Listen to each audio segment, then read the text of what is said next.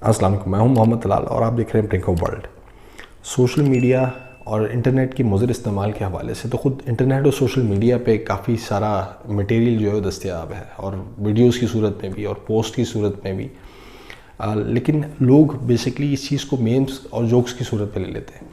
لوگ یہ کہتے ہیں کہ یار میرا کس طرح کا ڈیٹا جا سکتا ہے، پکچرز جو میں نے خود پٹ ان کری ہیں اپنے سوشل میڈیا پلیٹ فارمز پہ، ویب سائٹس کے اوپر، میرے میسیجز یا میری تصویریں، بس یہی سب کچھ ہے۔ یہ تو فون چوری یا گم ہو جانے کی صورت کے اندر بھی ہو سکتا ہے، لیکن اس سے بڑا نقصان میرا کیا ہو سکتا ہے بھلا؟ وہ ہے بیسکلی آپ کا بیہیویئر۔ آپ کا جب بیہیویئر چوری ہونا شروع ہو جائے، اور وہ آرٹیفیشل انٹیلیجنس کے تھرو ممکن ہو جائے گا اور ہو رہا ہے، اس کو ہم اے آئی بھی کہہ سکتے ہیں۔ جیسے سپوز ہم کوئی فون پرچیز کرتے ہیں مارکیٹ سے، اور ایکسائٹمنٹ میں اس کے فنکشنز چیک کرنا شروع کرتے ہیں گھر پہ آنے کے بعد، بالکل اسی اطمینان اور ایکسائٹمنٹ کے ساتھ وہ فون بھی آپ کے سارے فنکشنز اور سارا بیہیویئر جو ہے وہ نوٹس اور آبزرو کر رہا ہوتا ہے۔ اسی طریقے سے اے آئی آپ کا ایک آرٹیفیشل ماڈل ترتیب دیتی ہے جو پریڈکٹ بھی کرتی ہے کہ آپ کس طرح کی زندگی جئیں گے۔ ساتھ ساتھ یہ کہ وہ آپ کے ریلیجیس بلیفز بھی دیکھتی ہے کہ اس کی جو شدت ہے وہ کہاں پہ موجود ہے، اس میں کتنا اتار چڑھاؤ ہے، یا پھر آپ نے اپنے مذہب کو دیاگ دیا ہے۔ اگر آپ نے اپنے مذہب کو دیاگ دیا ہے، چھوڑ دیا ہے، تو وہ آپ کو اس طرح کی پوسٹیں دکھانا شروع کرتے ہیں۔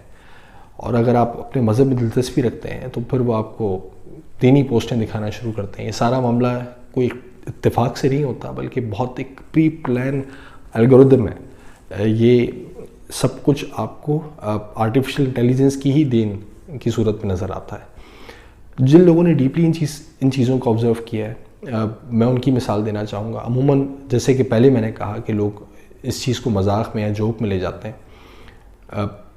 جس سپوز آپ کھانا کھا رہے ہیں، آپ نے اس چیز سے ریلیٹڈ کچھ بھی اپنے فون پہ سرچ نہیں کیا، اور آپ کا فون آپ کے کھانے کی ٹیبل پہ سائڈ پہ رکھا ہوا ہے۔ آپ نے ٹیسٹ میچ کا ذکر کیا یا اپنے گھر پرچیز کرنے کا کوئی ذکر کیا، اور کچھ دیر کے بعد آپ کو وہ سب کچھ اپنے فون کے اوپر نظر آنا شروع کرتا ہے، مختلف اپلیکیشنز پہ، سوشل میڈیا پلیٹ فارمز پہ، جہاں جہاں آپ کے اکاؤنٹس ہیں۔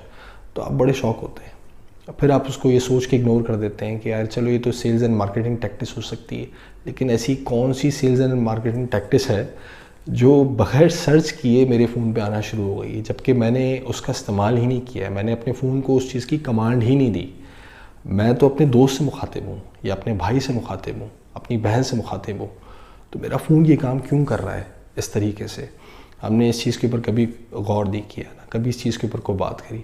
جیسے کہ میں نے پہلے بھی کہا کہ اگر کسی چیز کو ہمیں سنجیدگی سے سمجھنا ہے تو ہمیں اس حوالے سے پڑھنا پڑے گا بہت ڈیپلی۔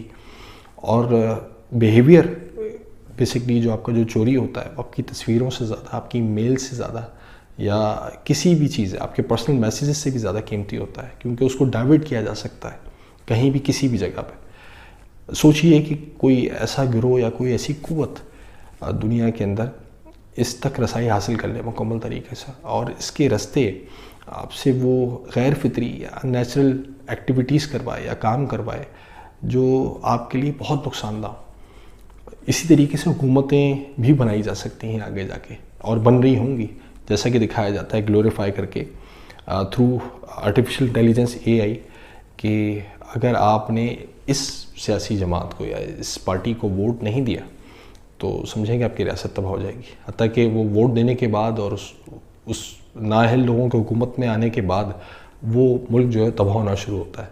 اور پھر بعد میں آپ کو احساس ہوتا ہے کہ یار یہ کیسے ہو گیا، غلطی ہو گئی مجھ سے۔